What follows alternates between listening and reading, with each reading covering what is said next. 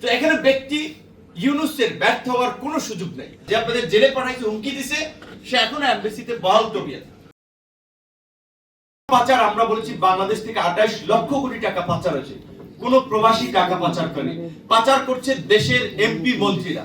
সুতরাং সেক্ষেত্রে এখানকার এই 10% প্রবাসীদেরকে যদি সুযোগ দেওয়া যায় আগামী সংসদ নির্বাচনে, তাদের মাধ্যমে অন্তত এলাকার মানুষের উন্নয়নের জন্য নিজের ব্যক্তিগতভাবে খরচ করবে, নির্বাচনে খরচ করবে, বরঞ্চ বিদেশি কারেন্সি দেশে ঢুকবে। এখন বিদেশি কারেন্সি দেশে ঢোকাটা খুব জরুরি। একজন কর্মকর্তা সে ছাত্রদেরকে এখানে যারা আন্দোলন করেছিল তাদেরকে জেলেও নাকি পাঠিয়েছিল। তো সে কিভাবে এখনো এইখানে দূতাবাসে থাকে? তাহলে এটার চেয়ে তো মানে উপহাস আপনাদের সাথে আর কিছু হতে পারে না। যে আপনাদের জেলে পাঠাইছে, হুমকি দিছে, সে এখনো এমবেসিতে বহাল তবিয়ত।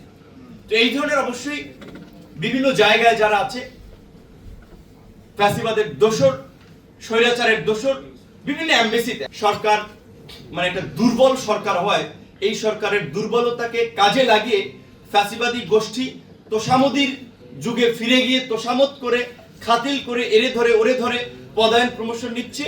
কিন্তু আমরা এই বিষয়গুলো নিয়ে এখন থেকে সোচ্চার হওয়ার কথা ভাবছি।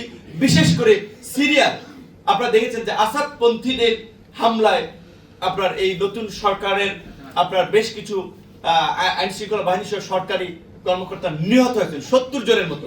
এই ঘটনা কিন্তু আমাদেরকে ভাবিয়ে তুলছে যে এই যে আজকে আমরা প্রশাসনের এখনো অনেকেই কিন্তু আগের সরকারেরই সুবিধাভোগী, কাজে তাদেরকে চিহ্নিত করে যদি ব্যবস্থা নেওয়া না যায় তাহলে আবার কিন্তু দেশে অন্যরকম পরিস্থিতি তৈরি হতে পারে। এই যে দেশে অনেকগুলো ঘটনা ঘটছে, সরকারের দুর্বলতারও যেমন দায় রয়েছে, সেটাও যেমন একটা বাস্তবতা।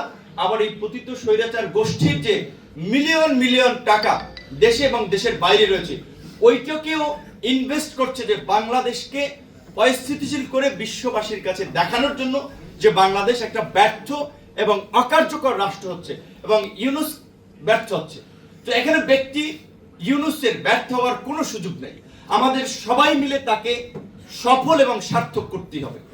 এই সরকার যদি ব্যর্থ হয়, এই সরকারের দ্বারা যদি আগামীতে একটা ভালো নির্বাচন এই দেশ না পায়, আমরা যদি একটা শক্তিশালী গণতান্ত্রিক ব্যবস্থায় যেতে না পারি, তাহলে আসলে আমাদের সংকট উত্তরণের সহজ কোনো পন্থা নাই।